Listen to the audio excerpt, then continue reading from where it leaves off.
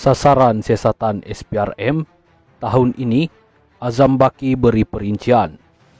Agihan dana awam, projek sakit dan terbengkalai, permit pekerja asing, judi, pemerdagangan manusia serta kartel menjadi antara tumpuan siasatan Suruhanjaya Pencegahan Rasuah Malaysia SPRM tahun ini. Sasaran itu dimaklumkan Tan Sri Azam Baki ketika menyampaikan amanat Ketua Pesuruhjaya SPRM 2024 dan Perhimpunan Bulanan Suruhanjaya berkenaan. Sambil menambah pihaknya sudah merangkai 3 strategi utama dibuat sektor operasi dan pencegahan agensi itu tahun ini. Ia berkata, membabitkan perolehan awam, penguatkuasaan undang-undang, dan rasuah berskala besar atau grand corruption. Dalam sektor perolehan awam, beliau berkata, tumpuan SPRM untuk membenteras rasuah dan ketirisan dalam sistem perolehan kerajaan dan memastikan proses itu dilaksanakan mengikut undang-undang serta peraturan. Antara lain, katanya, SPRM akan fokus kepada kegiatan monopoli projek atau kartel, projek awam yang terbengkelai atau projek sakit yang membabitkan kerugian besar kepada kerajaan, serta rasuah berskala besar yang berprofil tinggi dan berkepentingan awam. Untuk rekod, Kementerian Pembangunan Kerajaan Tempatan KPKT pada tahun lalu mengenal pasti 481 projek sakit dan 112 projek terbengkalai di seluruh negara. Bulan lalu, Suruhanjaya Persaingan Malaysia MYCC mendedahkan 7 syarikat terbabit kegiatan tipu bidah dalam 4 tender pembekalan barangan dan perkhidmatan untuk Kementerian Pertahanan Mendev yang dianggarkan bernilai RM20.8 juta. Bagi sektor penguatkuasaan pula, tumpuan SPRM kepada pembongkaran kes bersifat sindiket yang memberi kesan kepada sosioekonomi negara dan rakyat, kata Azam dalam amanatnya semalam yang diedarkan melalui satu kenyataan kepada media semalam. Majlis semalam turut dihadiri 3 timbalan Ketua Pesuruhjaya SPRM, Datuk Seri Ahmad Kusairi Yahaya, bahagian operasi, Datuk Seri Norazlan Muhammad Razali, bahagian pencegahan, dan Datuk Junipa Wandi, pengurusan dan profesionalisme.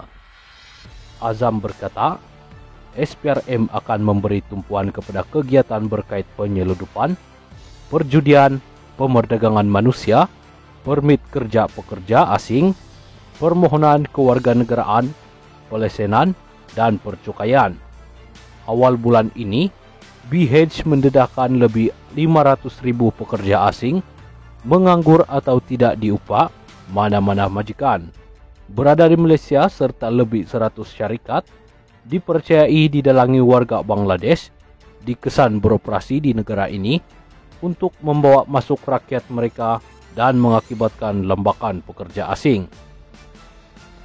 Terdahulu pada November lalu, BH turut mendedahkan hampir 2,000 rakyat Malaysia yang dipercayai menjadi mangsa sindiket pemerdagangan manusia terperangkap di negara jiran sejak setahun sebelumnya dan tidak mampu menyelamatkan diri. Selain itu, jenayah penipuan seperti Macau Scam, judi dalam talian serta jenayah rasuah yang membabitkan anggota penguatkuasa menjaga pintu sempadan atau pintu masuk negara. SPRM juga menumpukan kes-kes yang menyebabkan berlaku ketirisan, kerugian kepada kerajaan dan rakyat, yang dilihat menjejaskan dasar kerajaan dalam melaksanakan agihan dana awam atau peruntukan khas kepada kumpulan sasar, kelompok atau kaum tertentu, kata Azam.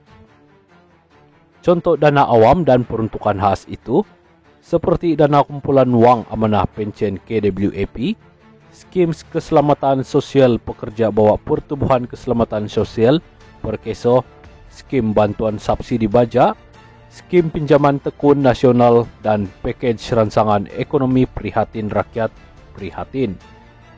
Fokus kepada perolehan hasil negara, katanya, berkait kutipan hasil kerajaan dan pengelakan cukai seperti cukai excise, cukai perkhidmatan dan cukai jualan, cukai perniagaan serta duty import-export yang menyebabkan ketirisan serta kerugian kepada negara. Hasil itu sepatutnya diterima kerajaan untuk digunakan bagi pembangunan negara, katanya. Katanya, semua perancangan dan tindakan operasi siasatan perlu diperkemaskan dan diselarikan dengan perancangan serta tindakan di sektor pencegahan melalui penyiasatan tata kelola dan pendidikan masyarakat berimpak tinggi agar tindakan menjadi lebih berkesan dan menyeluruh.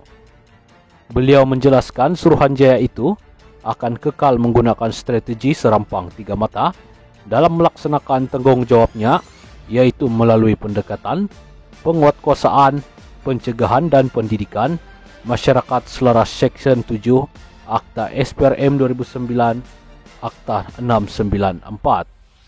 Strategi berpandukan Pelan Strategik SPRM 2021-2025 yang bersifat holistik dalam memacu negara ke arah bebas rasuah melalui pemberkasaan penguatkuasaan berkesan, pencegahan rasuah menyeluruh, dan pembudayaan integriti bagi memastikan SPRM kekal efektif dan relevan, katanya. Azam juga meminta warga SPRM menerapkan semangat Esprit de Corps atau semangat bekerja dalam satu pasukan dan kebersamaan untuk mencapai sasaran yang ditetapkan. Kenyataan Tun Mahathir tidak relevan dan tidak bertanggung jawab. Perdana Menteri menempelak kenyataan Tun Dr. Mahathir Mohamad baru-baru ini yang mendakwa masyarakat India di Malaysia tidak sepenuhnya setia kepada negara. Tegas Datuk Seri Anwar Ibrahim, kenyataan sedemikian tidak relevan dan tidak bertanggung jawab, apatah lagi keluar dari mulut bekas Perdana Menteri yang lama mentadbir Malaysia. Menurut Anwar, Dr. Mahathir sememangnya terkenal dengan kenyataan berunsur perkauman sebegitu. Saya tidak anggap kenyataan Tun Dr. Mahathir itu relevan. Itu kenyataan yang tidak bertanggung jawab daripada seorang mantan Perdana Menteri sekian lama kemudian menghina mana-mana kaum, sama ada majoriti atau minoriti. Dia sememangnya terkenal, orang Melayu bagi dia malas, melainkan dia. Orang India dan Cina itu dianggap kurang setia, melainkan beberapa kroni dia. Saya fikir, kenyataan dia itu kita bentah keras, sangat tidak bertanggung jawab. Bagi saya semua rakyat yang setia harus kita hormati, kata Anwar. Perdana Menteri berkata demikian kepada pemberita selepas menghadiri majlis peluncuran program Artificial Intelligence untuk rakyat di Serdang pada Selasa. Hadir sama pada majlis itu ialah Menteri Ekonomi Rafizi Ramli. Tambahan Anwar lagi, dakwaan Dr. Mahathir merupakan cubaan untuk mengalih pandangan terhadap kesungguhan kerajaan, membenteras rasuah, usaha mendigitalkan Malaysia, dan inisiatif peralihan tenaga. Dr. Mahathir sebelum ini dilaporkan mendakwa masyarakat India Malaysia masih tidak setia sepenuhnya kepada negara kerana mereka masih terikat dengan negara asal mereka. Pandangan itu disorakkan beliau dalam temu bual eksklusif secara dalam talian dengan saluran TV satelit India Tanti TV.